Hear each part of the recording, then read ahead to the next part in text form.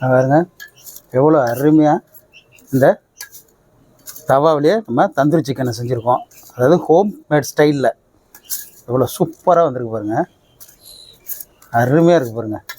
ஆஹா, இது எப்படி செய்யலாங்கிறத பார்க்கலாம் வாங்க. உறவுகளுக்கு வணக்கம். இன்றைக்கி நம்மளுடைய கேப்சிங் ஃபுட் சேனலில் நாம் பார்க்க போகிற சமையல் வந்து தவா சிக்கன் ஃப்ரை. இது நம்ம தந்தூரி டேஸ்ட்டில் செய்ய போகிறோம். எந்த ஒரு பெரிய மசாலாக்கள்லாம் இல்லாமல் அந்த வாசனையோட அதே டேஸ்ட்டோட எப்படி செய்ய போகிறோங்கிறத பார்க்கலாம் வாங்க. அதுக்கு முன்னாடி புதுசாக நம்ம சேனல் பார்க்குறேங்க, சப்ஸ்கிரைப் பண்ணுங்கள், லைக் பண்ணுங்கள், ஷேர் பண்ணுங்கள்.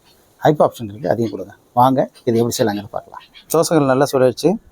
இப்போ நம்ம அந்த தவா சிக்கனுக்கு தேவையான பொருட்களை பார்த்துடலாம். இதுக்கு தேவையான பொருட்கள், அதாவது போன்லெஸ் சிக்கன் தான் நான் வச்சுருக்கேன். நீங்கள் அதாவது எலும்போடு இருக்கிற சிக்கனை கூட வச்சுக்கிங்க.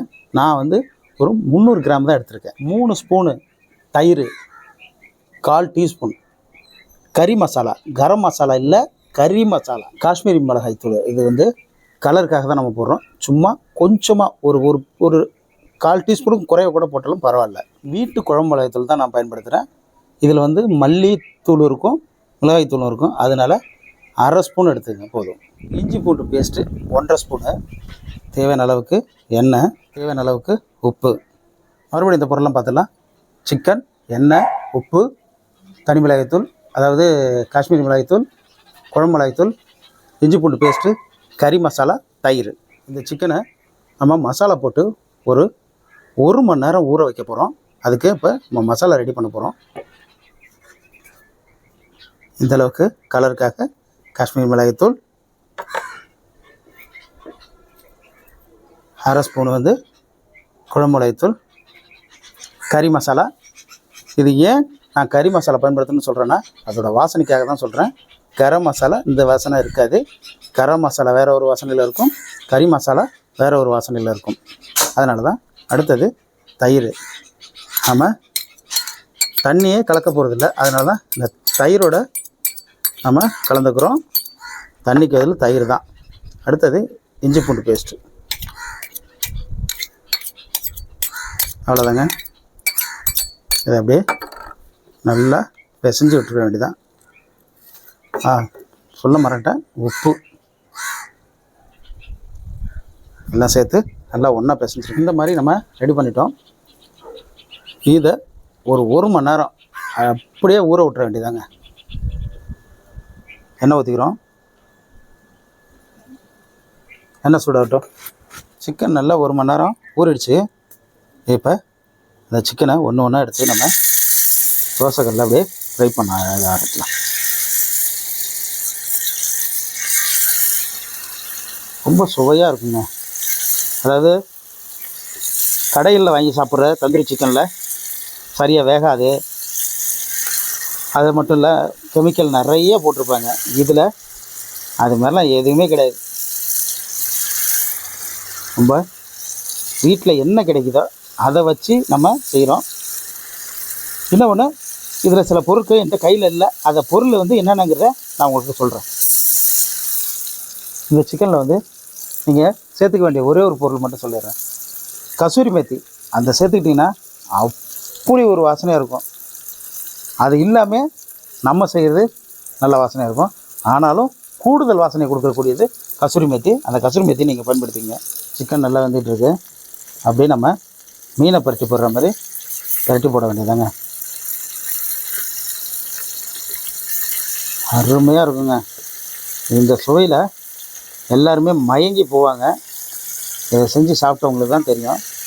நான் அடிக்கடி இது செஞ்சு சாப்பிடுவோம். அப்படியே நல்லா பரட்டி போட்டேன். இந்த சிக்கன் வந்து என் மகளுக்கு ரொம்ப ரொம்ப பிடிக்கும். அதனால் அடிக்கடி இதுமாரி செஞ்சு அவங்களே சாப்பிடுவாங்க. செம்ம சிக்கனுங்க இது. சிக்கன் நல்லா ரெடி ஆகிடுச்சு. அப்படியே நல்லா எல்லா பக்கமும் அப்படியே பரட்டி விட்டு கூட எடுத்துக்கலாம் நீங்கள். அருமையாக இருக்குது பாருங்க. அப்படியே நம்ம எடுத்துடலாம். இப்போ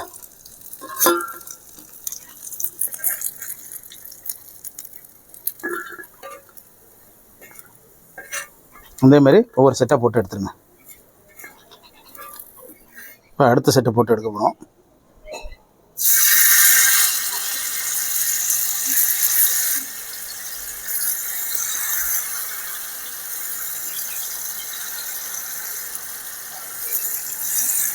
அருமையாக இருக்குங்க. நீங்கள் அடிக்கடி இது செஞ்சு கொடுக்குற சூழ்நிலை ஏற்படும். இது ஒரு தடவை செஞ்சிட்டிங்கன்னா.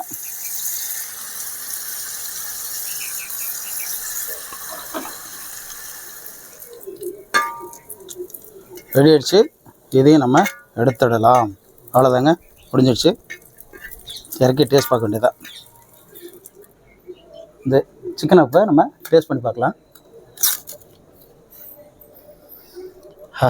அப்படியே வாசனை சூப்பராக இருக்குங்க. செம வாசனை.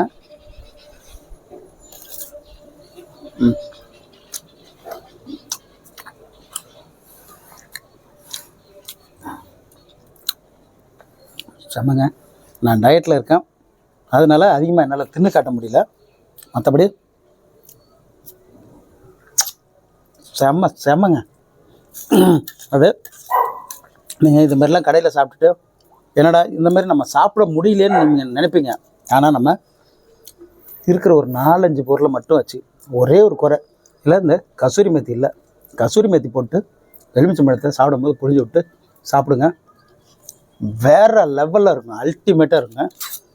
என் தங்க பிள்ளைக்கு கொடுக்க போகிறேன். சாப்பிட்றா.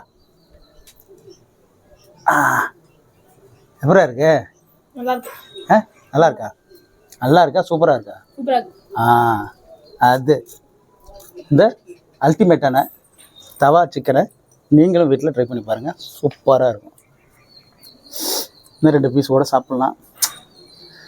அதெல்லாம் பார்த்து பெருமிச்சு ஒரு அளவுக்கு ஆகிடுச்சுங்க. சாப்பிட்ற வீடியோ, சமைக்கிற வீடியோ, நல்ல கண்டென்ட் உள்ள வீடியோ பார்க்கணுன்னா நம்ம கேப்சிகம் முடிச்சதுனால தொடர்ந்து பாருங்கள். சப்ஸ்கிரைப் பண்ணுங்கள், லைக் பண்ணுங்கள், ஷேர் பண்ணுங்கள். தொடர்ந்து எனக்கு ஆதரவு கொடுங்க. நீங்கள் கொடுக்குற ஆதரவு தான் நான் புதிய புதிய சமையலை தொடர்ந்து சேனலில் போட முடியும். உங்களுடைய ஆதரவு இல்லாமல் நம்ம சேனல் கிடையவே கிடையாது. இது உங்கள் சேனல். நீங்கள் எனக்கு தொடர்ந்து ஆதரவு கொடுத்துக்கிட்டே இருங்க. நான் புதிய புதிய சமையலை தொடர்ந்து போட்டுக்கிட்டே இருக்கேன். சேனலை அடுத்த ஒரு கட்டத்துக்கு கொண்டுட்டு போகணும். கண்டிப்பாக அதுக்கு உங்களுடைய ஆதரவு வேணும். என்னன்னைக்கு உங்களுடைய ஆதரவு வேணும். நன்றி உறவுகளே.